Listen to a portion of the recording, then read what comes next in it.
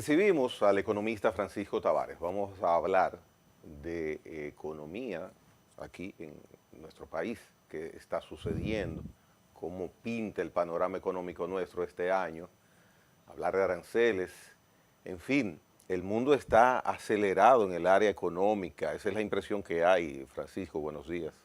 Buenos días a todos, contento de estar por acá, como siempre, y nada, sí, coincido totalmente contigo.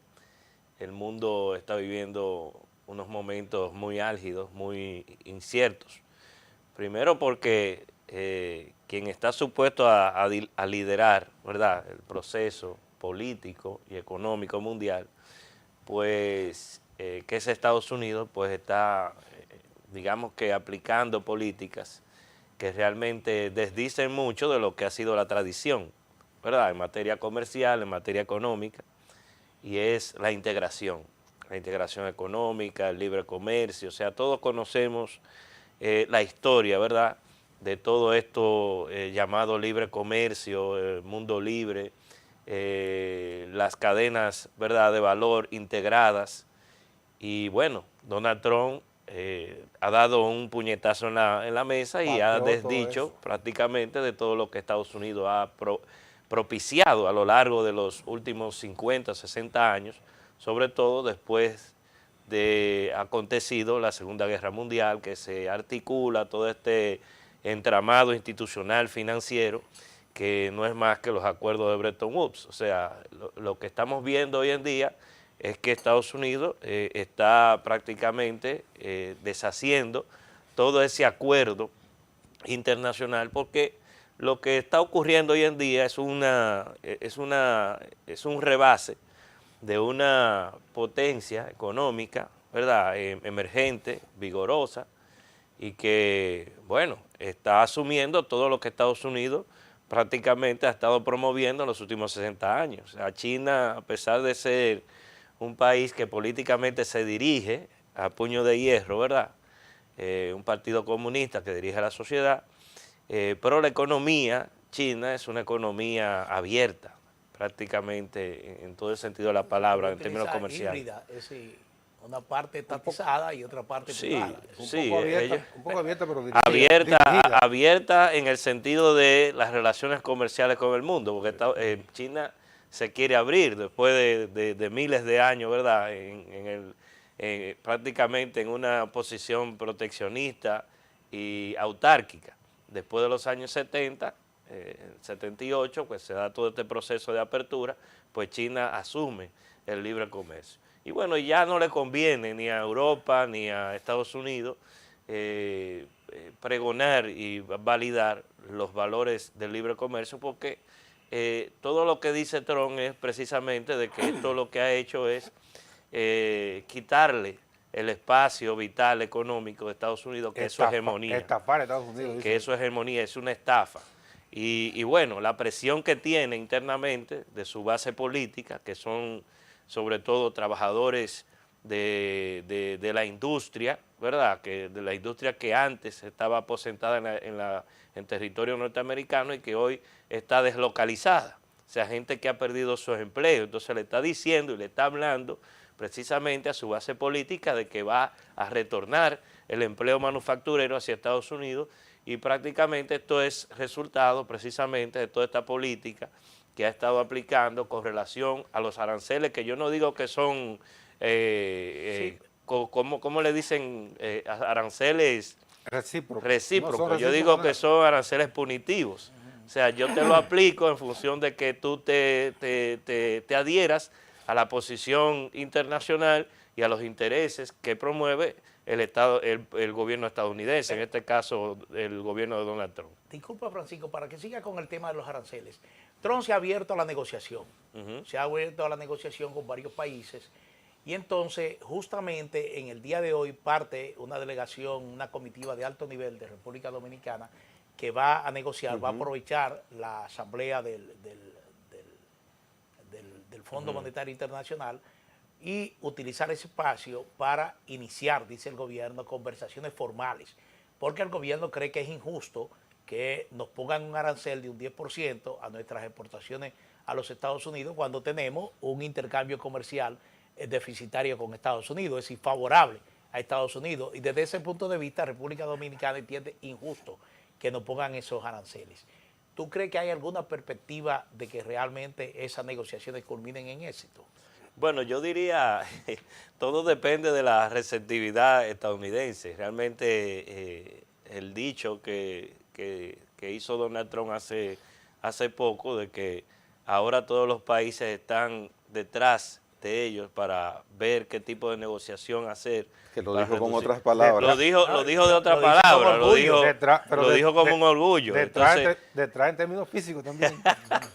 Entonces, eso te dice a ti, realmente, cuál es la intencionalidad política del gobierno de Trump con esto de los aranceles. Es llevar a la mesa de negociación, sobre todo a países que tienen un superávit comercial con respecto a Estados Unidos. En el caso dominicano es todo lo contrario. Nosotros tenemos una balanza comercial que ha rondado entre 5.000 y 6.000 millones, 6.000 millones y 3.000 y 4.000 millones de dólares deficitaria con respecto a Estados Unidos. O sea, en ese sentido yo le daría validez razonable, ¿verdad?, a la posición dominicana. No tiene sentido que un país que tenga un déficit comercial estructural con Estados Unidos se le aplique un arancel del 10%. Ahora bien, el arancel del 10% es un arancel estándar.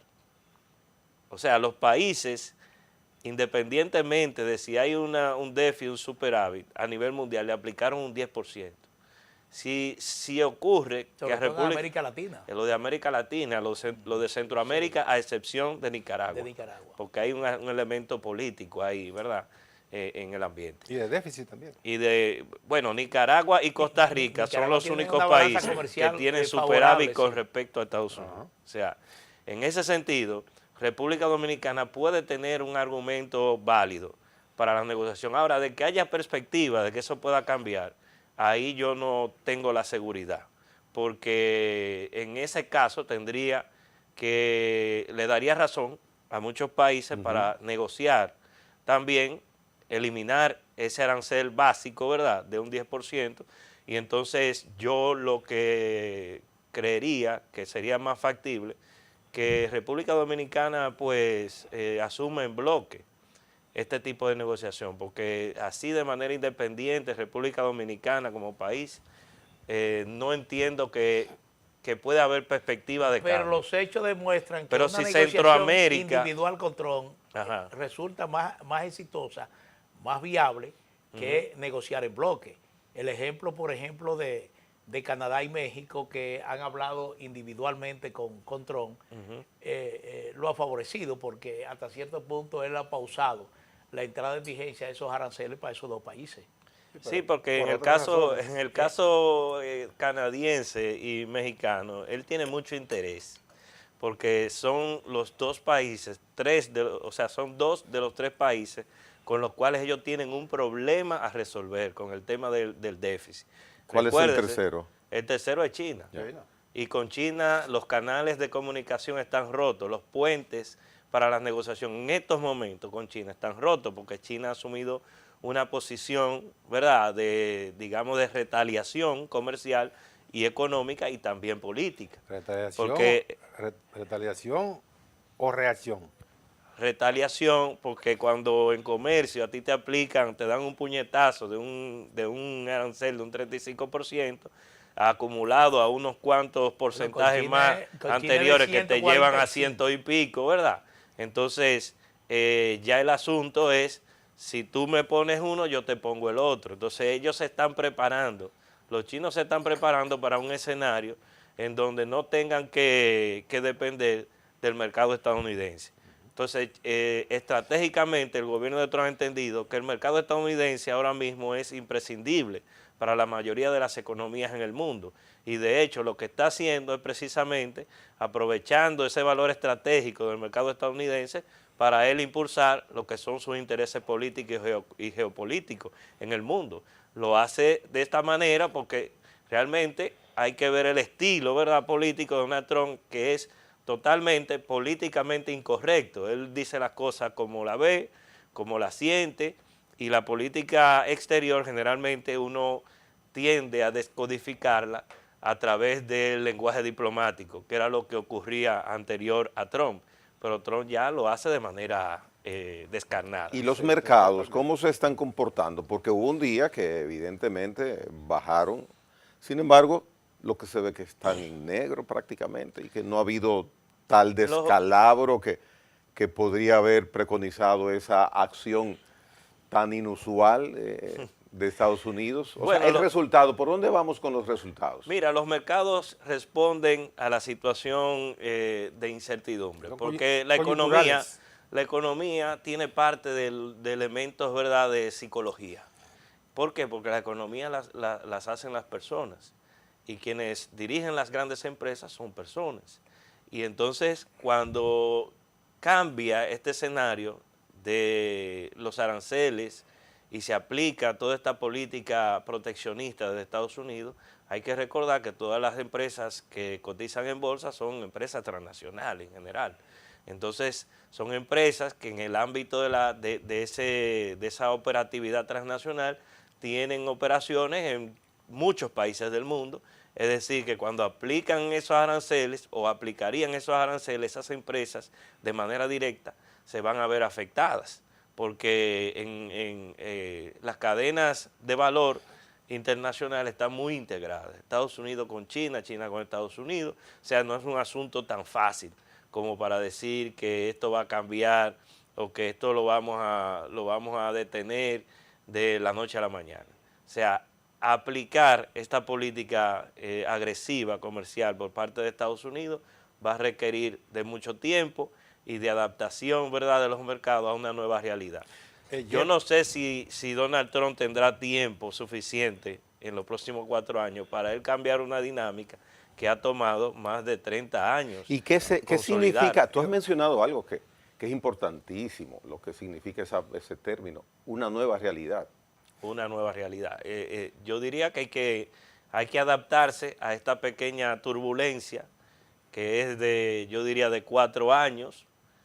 Vamos a ver que más allá a esta situación, si nos referimos a una nueva normalidad o si estamos hablando de una pequeña perturbación momentánea de corto plazo, porque la verdad es que el proteccionismo siempre asoma en la dinámica económica, y si vemos la historia económica mundial nos damos cuenta de que estos episodios son cíclicos, sobre todo cuando ocurren situaciones políticas muy marcadas, por ejemplo, crisis de confianza, crisis económica profunda que invitan a los países a buscar soluciones particulares. En este caso, Estados Unidos retorna al proteccionismo, pero Estados Unidos antes del año 1929 en la crisis también recurrió al proteccionismo como forma de evitar el contagio de la crisis económica y sobre todo proteger a sus industrias, que es un asunto válido. Todo país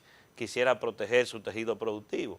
Y yo diría que tanto los países en vía de desarrollo como ahora los avanzados, que ven que su manufactura prácticamente está en el exterior, se ven preocupados por el asunto del empleo y cómo hacer competitivas a las industrias, que son las que generan realmente, agregan valor, porque los servicios generan empleo, pero un empleo para trabajadores cualificados en gran medida. Sí. Entonces aquí es que está el dilema. O sea, cuando ustedes ven que Trump dice que quiere volver a hacer a Estados Unidos grande otra vez, lo que quiere decir es que los trabajos manufactureros hacia la clase media estadounidense baja, ¿verdad?, de poca calificación, puedan retornar a ese país, elevar el nivel de vida, elevar, digamos que la estructura industrial nueva vez de Estados Unidos y ser Estados Unidos la máquina industrial del mundo, que ya se trasladó a Asia. Así es. Todos sabemos que esa situación se da. 2 cosas. El economista Jeffrey Sachs, no sé si le ha dado seguimiento, sí, ha estado haciendo unos señalamientos muy puntuales sobre la inviabilidad de los aranceles de Trump. Él incluso lo ha analizado diciendo que si alguien, un estudiante de primer año de economía, que él le esté dando clases y le va con eso, él lo saca de la... mira, tú no das para economista. O sea que a ese nivel lo va... Y ya otra cosa más formal, El golpeo de Trump a China ha generado que China haya comenzado a colocar al mercado los bonos que tiene los Estados Unidos. Y eso ha generado un deterioro de los bonos de los Estados Unidos. En términos ya de la macroeconomía mundial, ¿qué efecto tendría esa estrategia de China de poner en el mercado su bono? Y lo otro es si es, como dice Jeffrey Sachs, si eso es inviable aplicar esa tabla de aranceles. Mira, yo le doy seguimiento a lo que dice el profesor Sachs. Hay que ver, la figura del profesor Sachs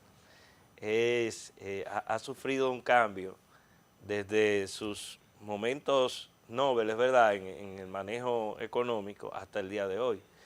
Jeffrey Sachs... La madurez. Exacto. Jeffrey Sachs hoy es un economista mucho más avesado, con mucho más experiencia y que ha vivido el proceso precisamente de privatización de las economías, del neoliberalismo. O sea, él fue uno de los propulsores de las grandes reformas en los países de Europa del Este. O sea, él conoce muy bien y ve que él analiza con bastante datos el asunto ucraniano, porque lo conoce y porque sabe cómo se gestó y cómo realmente las políticas neoliberales pues han impactado y han llevado al mundo el día de hoy. Entonces hoy tiene una posición bastante crítica con ese consenso que era antes el neoliberalismo.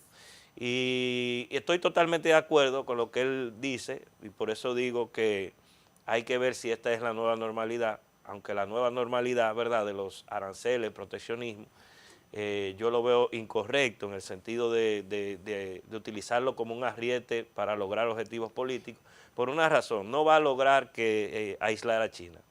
Ya China es una realidad que tiene inversiones cuantiosas tanto en América Latina como en África, donde Estados Unidos ha ido realmente en retirada. Abandonó eso. O sea, América del Sur ya en términos económicos no es un área de influencia importante de los Estados Unidos. Claro, sigue siendo un mercado importante, pero sí es el segundo. Primero China, después Estados Unidos. En Centroamérica, por un asunto del vínculo, sobre todo de nuestras economías con respecto a Estados Unidos, el vínculo directo, todavía no. Y hay cierta presión de Estados Unidos, sobre todo, fíjate que fue a Panamá, sacó a los chinos de la influencia del canal y tiene una incidencia mucho más directa y mucho más grosera con respecto a China. Aquí, por ejemplo, no se puede hablar de inversiones chinas en República Dominicana. Se habló de la inversión en el puerto de Manzanillo y eso se descartó. En Punta Catalina, a pesar de que hicieron una oferta muy buena en términos de costo, tampoco. O sea, ahí ustedes ven realmente la incidencia que tienen los norteamericanos en Centroamérica y el Caribe. Sin embargo, en América del Sur, economías más grandes, con un poquito más de autoridad política, en el caso de Brasil, el caso por ejemplo, colombiano, en Venezuela, ni hablar, entonces ya el asunto cambia. Yo diría que el escenario para Estados Unidos está complicado si Trump continúa con la política. Primero porque China ha ido ganando el terreno que Estados Unidos pierde con estas posiciones un tanto agresivas para los países. Fíjate que con Vietnam, Malasia y ciertos países en desarrollo, ¿verdad?, del sudeste asiático, ya China ha ido entablando relaciones económicas y ha ido haciendo conversaciones. ¿Para qué? Para integrarse económicamente, para generar relaciones económicas más fortalecidas. Los países del sudeste asiático fueron los más perjudicados con la política arancelaria de Trump. 35 a 40% de arancel promedio para esas economías. ¿Y qué está haciendo China? A pesar de los problemas que hay en todo el mar de China y todos los conflictos que están latentes aún, que dice, bueno, vamos a sentarnos, sobre todo con Filipinas, vamos a ver estos problemas como un problema común de la región y vamos a ir en un proceso no es que dejemos de establecer relaciones comerciales con Estados Unidos, pero dada la situación, vamos a integrarnos, vamos a generar confianza entre nosotros porque aquí hay un gran mercado donde podemos de alguna forma compensar lo que perdemos allá, compensarlo con esto. Y fíjese que ahora China está proponiendo impulsar lo que es el consumo interno. ¿Y cómo lo está haciendo? Bueno, lo está haciendo a través de una red, ¿verdad?, de inversiones en infraestructura, sobre todo de trenes rápidos que se pueden trasladar por toda China en cuestión de horas. Y bueno, impulsando el turismo interno, impulsando el consumo de sus pensionados y de su clase media creciente. Eso no es que va a sustituir todo el consumo que implica, ¿verdad?, las exportaciones chinas hacia Estados Unidos. Sin embargo, todo lo que está haciendo China lo está haciendo de forma planificada, como es su criterio, y está dando pasos concretos, lógicos, razonables, dentro del marco mismo de la integración comercial y del impulso de la globalización, que ha sido el consenso de los últimos 40 o 50 años. Estados Unidos está haciendo todo lo contrario. Y eso está generando realmente animadversión a nivel del mundo y la imagen de Estados Unidos en el mundo. Bueno, y el tema de los bonos, escúchame. Sí. Y el tema de los bonos, fíjate que ahí está el tema de la moneda, ¿verdad? El dólar estadounidense, además de que es un activo que sirve para transacciones, ¿verdad? Una moneda normal, sí, local pero de un país. ¿Y el rimini? ¿Y la moneda china? Porque no solo el dólar y la moneda china. No, China ahora mismo ante esta situación, es una moneda local, lo que puede depreciar su moneda. Y ahí profundizaría aún más el asunto del conflicto comercial con Estados Unidos. Si me pones un arancel, yo puedo depreciar mi moneda en el valor, con el porcentaje en que usted me pone el arancel. Y abarataría mis manufacturas y la puedo exportar a un precio menor. El juego de política Entonces, monetaria. es un asunto que está dentro de la lógica y el instrumental de la guerra comercial con respecto a Estados Unidos. O sea, todo está sobre la mesa. Entonces, ahí está el asunto de que el dólar, además de que es una moneda, es un instrumento de presión política, porque cuando te dicen a ti, bueno, las sanciones, ¿qué son las sanciones? Bueno, no poder utilizar el activo monetario principal del 60% del comercio mundial actualmente. El dólar es la moneda de reserva de más del 60% de las reservas internacionales de los bancos centrales en el mundo. Eso ha ido decreciendo de una forma paulatina pero progresiva. Y entonces, si Estados Unidos continúa con esta política, puede invitar a países incluso, no solamente de China, sino de Europa.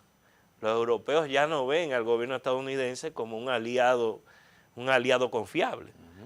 ¿Y quiénes tienen bonos de los Estados Unidos, de la deuda estadounidense? Bueno, ahí está Alemania. Alemania es un gran comprador de los bonos estadounidenses porque es un país que tiene superávit. Es un país exportador que basó su desarrollo industrial y su desarrollo económico en la promoción de las exportaciones. Entonces, ¿dónde invierten ese excedente? En los bonos estadounidenses.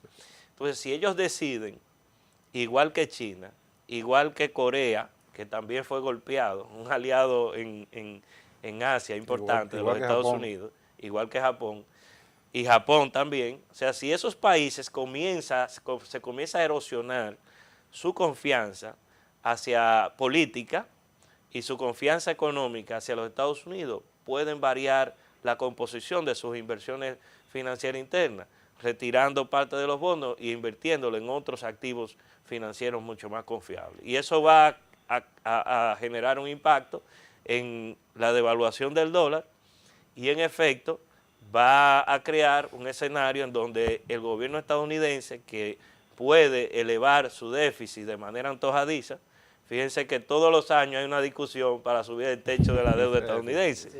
Pues esto No es un tiene- relajo, no tiene porque techo. ellos imprimen dólares y sencillamente financian ese déficit y no hay problema, porque parte de esos dólares se van inorgánico. fuera de la economía estadounidense. Inorgánico. ¿Por qué no genera inflación esa emisión monetaria? Porque se va fuera, porque lo compran Claro. los países, los bonos estadounidenses son activos muy preciados de países que tienen superávit. Sí.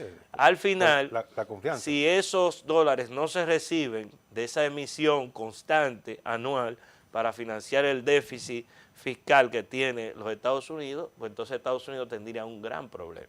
Bueno, en apoyo a lo que tú estás diciendo, digo Francisco, a lo que dice, hay que destacar que mientras Trump sigue entretenido en su política de aranceles, China se está acercando a Europa, se está acercando incluso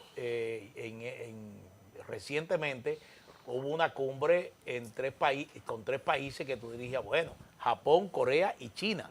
Esos tuvieron una cumbre, pero igualmente ayer Brasil y Chile estaban anunciando una iniciativa que tiene precisamente el apoyo de China también en la región. Pero básicamente en el caso de los aranceles, de continuar los aranceles del 10% a República Dominicana, ¿en qué escenario nos veríamos nosotros, sobre todo con nuestras exportaciones de zona franca, con un hecho adicional que es la penalización que Trump ha impuesto, por ejemplo, a los barcos propiedad de empresa transportista china, que para atracar en puertos de los Estados Unidos tendrán que pagar una penalización bastante alta? Y ya aquí la Cámara Americana de Comercio advirtió que eso podría tener un impacto también en las exportaciones dominicanas hacia los Estados Unidos. Por donde quiera que lo veamos, esto va a generar un escenario inflacionario para la República Dominicana, para el mundo, porque un arancel es un sobreprecio. Eso es básico, ¿verdad? Por otro lado, las exportaciones dominicanas, que son estratégicas, sobre todo las de zona franca, porque representan el 65% de las exportaciones totales dominicanas. O sea, estamos hablando de 8.000, 9.000 millones de dólares anuales. Entonces, ¿cómo esto puede afectar el flujo de las exportaciones dominicanas? Bueno, yo diría que en principio, como se trata de un arancel común hacia todos los países, por lo menos los básicos, esto podría no tener un efecto así muy directo en el flujo de las exportaciones, porque nuestros competidores internacionales, dígase quienes producen manufactura de zona franca, los países del sudeste asiático fueron golpeados por la política de arancel de Donald Trump.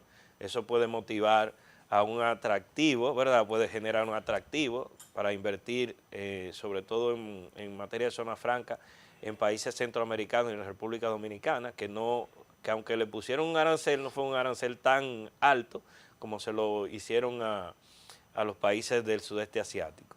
Y esto puede generar un estímulo a las inversiones de zona franca en el país. Es lo que llaman el nearshoring, poner por lo menos la producción cerca del centro, ¿verdad?, económico, que son los Estados Unidos.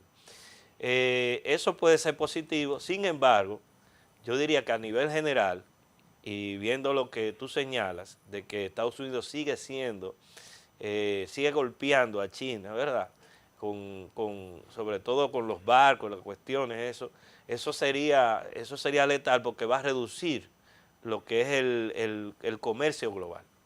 Y si reduce el comercio global, va a reducir de manera directa también las exportaciones dominicanas, porque ¿cuál es el escenario de las exportaciones dominicanas? Es el mercado estadounidense.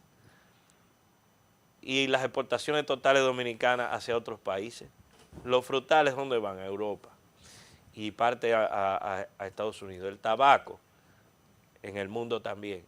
O sea, estamos hablando de que las posibilidades que trae esa política de aranceles de Donald Trump hacia la República Dominicana en términos de aumentar o mantener el flujo de las exportaciones son muy difíciles, porque realmente el comercio global, de persistir la guerra comercial, se va a reducir en este año 2025 y posiblemente más en el año 2026 de continuar esta política.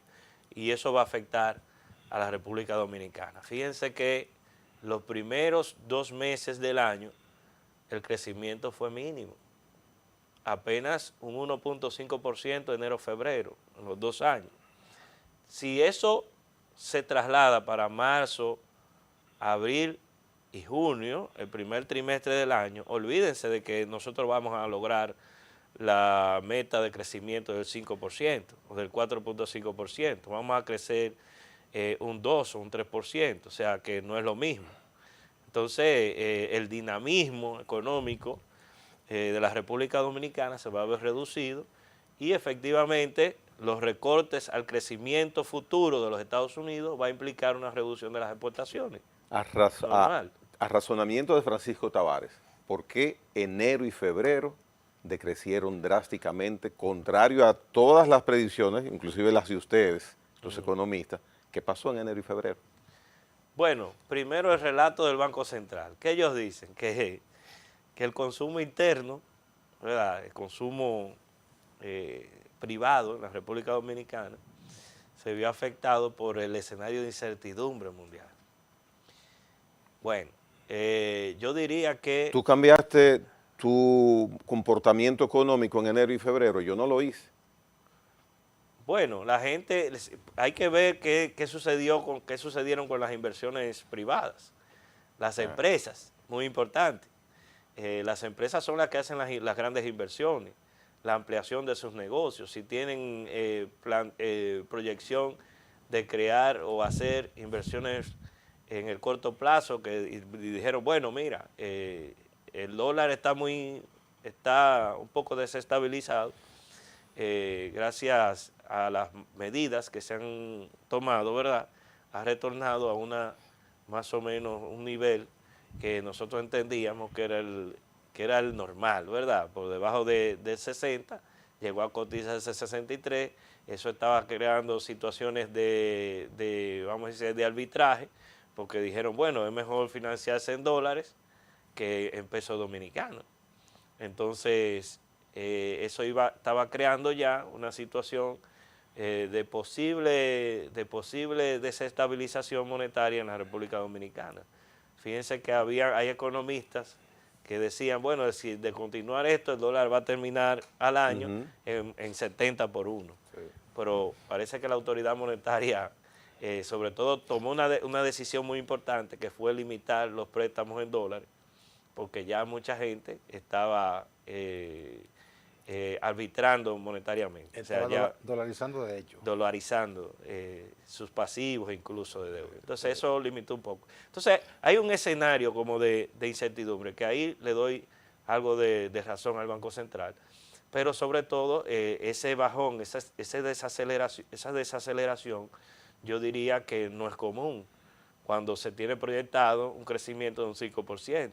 Eso quiere decir que el escenario internacional está generando tensiones internas y realmente precaución en los agentes económicos dominicanos, en donde prácticamente el que tenía algo para invertir en el primer trimestre o consumir, pues ciertamente se ha retrotraído y dijo, bueno, hay que tener una postura ya más pasiva y mucho más observadora del escenario para poder tomar decisiones económicas. Que llamó la atención porque el IMAE venía con un ritmo más o menos dinámico. Sí, claro. Y de repente se recibe la información de ese frenazo, que el Banco Central dice, bueno, que se ralentizó el consumo interno. ¿Cuáles son los sectores económicos que más impactan el crecimiento? La construcción, ¿verdad? Sí. 14% del PIB, 13% del PIB. Ha estado en declive. ¿Qué ha pasado a la construcción? Bajó significativamente. Desapareció su aporte. Bueno, hay un crecimiento hasta negativo. Sí, sí. Crecimiento negativo, y es un sector que depende del apalancamiento financiero. O sea, nadie se mete en construir viviendas, ¿verdad? Digamos a los productores de vivienda, pero también a quienes consumen vivienda. O sea, ¿y cómo está la tasa de interés? Está alta. Y el encadenamiento. El encadenamiento productivo que eso produce. Veamos el caso de la minería, también en un escenario se difícil. mantuvo más o menos. Bueno, la minería no estuvo bien, sobre todo en el año 2020, No estuvo mal. 2024, No estuvo bien, pero no estuvo mal. y en el año 2025 lleva un crecimiento muy mínimo. ¿Cuál es el otro sector que podemos ver? Bueno, el único que está dinámico y siempre ha sido como realmente el punto luminoso es el hoteles, bares y restaurantes. Eso es servicio. El servicio, el turismo, etcétera, y se mantiene. Pero todos los subsectores pues recibieron un golpe, una desaceleración en los primeros 2 meses del año, o sea que es entendible lo que se ha Bueno, Francisco, producido. si bien es cierto que hay esa incertidumbre en la economía mundial, también es cierto que esa incertidumbre está provocando que el oro, la hora de oro, se cotice a un precio récord. Es decir, ayer sobrepasaba los $3,000 y por mucho. ¿En qué nos beneficia a República Dominicana, teniendo en cuenta ya la aplicación del nuevo acuerdo con Barrigol? Si es cierto lo que se está comentando de que nosotros podríamos habernos beneficiado más de este boom en el oro si hubiésemos mantenido el mismo ritmo de exportación del oro que manteníamos hace unos años. Parece que el volumen de exportación ha bajado. Sí, el oro es un activo internacional que eleva su valor, no solo por la producción del mineral, del metálico, sino también por la incertidumbre. Cuando los agentes económicos creen que el escenario internacional está incierto, lo que hace es que compran oro, pues es un activo de refugio. Y eso dispara el precio del oro, como efectivamente usted ha dicho. Y el precio, la cotización normal del oro es unos 2.200, 2.300, 2.500 dólares la onza Troy. Hoy está mucho más elevado de ahí. Hemos perdido una oportunidad quizás de exportar más oro, pero eso no depende del gobierno dominicano ni depende de los dominicanos, depende de una sola empresa, que es la que determina prácticamente el 90% de las exportaciones de oro en la República Dominicana. Y usted sabe que Barrick Gold tiene una situación interna ahora con relación a su postergación en la producción del metal. Y es que necesitan crear una presa de cola, etcétera. Ellos han retrasado ese proyecto por los conflictos que se han generado con las comunidades, etcétera, y eso ha afectado prácticamente su producción en los últimos 2 o 3 años. Sin embargo, yo creo que es una oportunidad para la República Dominicana poder exportar oro. Claro, eso tendría que ver el conflicto interno, ver cómo resolver, ¿verdad?, de la mejor manera posible. El gobierno debe inmiscuirse, ¿verdad?, en la resolución de estos conflictos, porque realmente no podemos tampoco ignorar que la minería tiene un impacto ambiental importante. Entonces, hay que ver los intereses de la comunidad, los intereses de la minera, y ver, porque realmente en estos momentos estamos viendo un valor del oro que realmente sería muy beneficioso para la República Dominicana, sobre todo porque República Dominicana en la parte fiscal, ¿verdad? Si aumenta el oro, Barrick Gold puede vender ese oro a ese precio o algo parecido, entonces eso mejora las utilidades. Entonces, ¿dónde vienen las ganancias del Estado? En los impuestos que le aplica Barrick Gold, que son como 4 figuras impositivas, sobre todo el impuesto sobre la renta. Barrick Gold es el principal contribuyente de impuestos sobre la renta en República Dominicana. Y cuando la mina estaba en sus buenos, exportando oro, generaba de 250 a 300 millones de dólares en ingresos para el Estado. Estamos hablando de una importante cantidad digamos, de ingresos. Quien se va a meter en una casa ahora, un apartamento, lo piensa por las tasas de interés. Perspectivas de que pueda la autoridad monetaria morigerar esos niveles que están altos.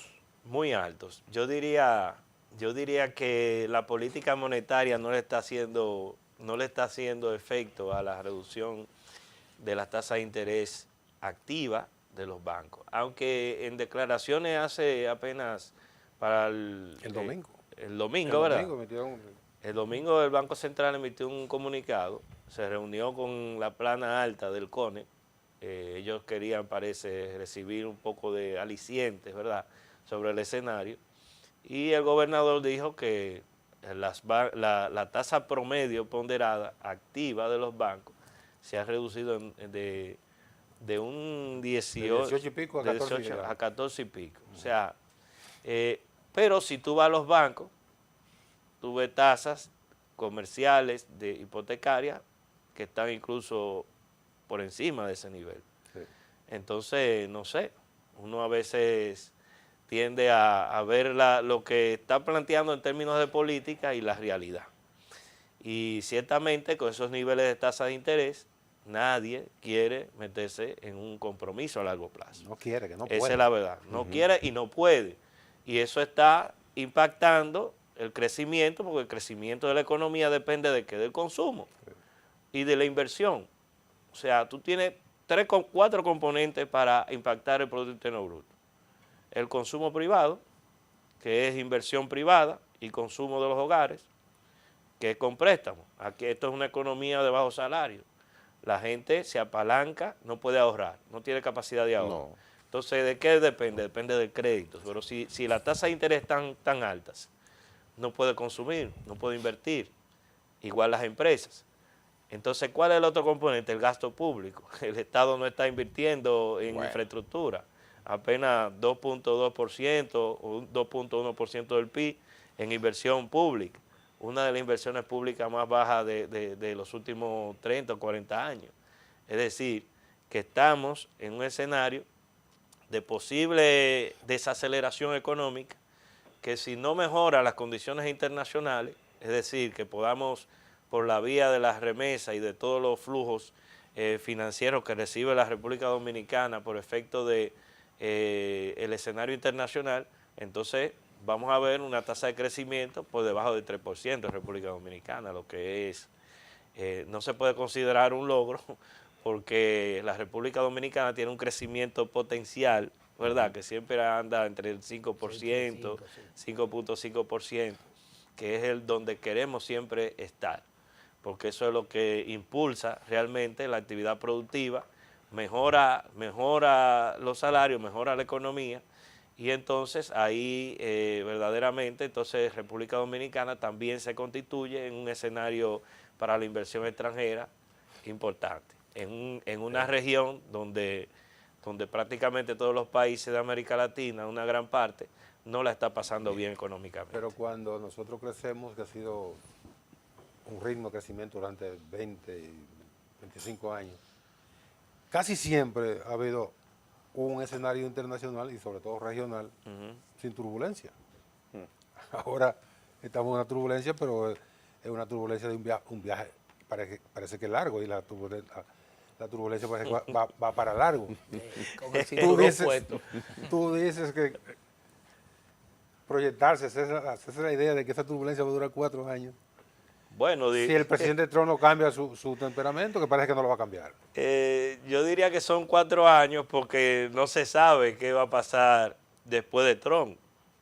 O sea, ¿qué es lo que tenemos? Tenemos un personaje que ha cambiado la política de su país de manera profunda. No sé si realmente después de Trump, ¿qué va a ocurrir? ¿Quién va a tomar relevo? Aunque hay figuras, ¿verdad?, del ultraconservadurismo estadounidense, que es el movimiento MAGA es un movimiento personal, ¿verdad?, de Donald Trump. ¿Quién puede heredar eso? Bueno, no se sabe. Y hay que ver también cómo los demócratas reaccionan, que ahora mismo están dormidos, no tienen respuesta contundente hacia la política de Donald Trump, sobre todo internamente, se sienten perdidos realmente y no hay iniciativa. Solamente conozco 2 que están realmente haciendo lo que deberían de hacer, que es retomar, ¿verdad?, la esencia de la política demócrata de base, con el movimiento obrero, etcétera, que Donald Trump se lo ha ido quitando porque una de las cuestiones que el movimiento obrero estadounidense plantea es que lo han dejado desprotegido contra la globalización. ¿Y qué es lo que ha hecho Donald Trump? Proteger la industria nacional, y ciertamente eso le ha generado una situación al Partido Demócrata, y es que la clase obrera estadounidense, sobre todo la que vive, ¿verdad?, en los estados antes industrializados, están apoyándolo de manera importante. Entonces hay que ver hay que darle seguimiento a lo que ocurre en Estados Unidos, porque lo que ocurre en Estados Unidos internamente va a impactar en el futuro hacia el cambio o la permanencia, ¿verdad?, de lo que yo llamo la nueva realidad. Bien. El licenciado Francisco Tavares, mire, muchas gracias. Sus mesuradas apreciaciones económicas, tanto para nosotros acá como en el plano internacional, pues son siempre bien apreciadas, no solo por nosotros tres, sino por el televidente, que queda agradado cuando usted participa ahí. Y vamos a ver esa nueva era que usted menciona, por qué tiempo se mantiene y sobre todo, qué significará, cuáles serán los resultados, serán los resultados al final del día.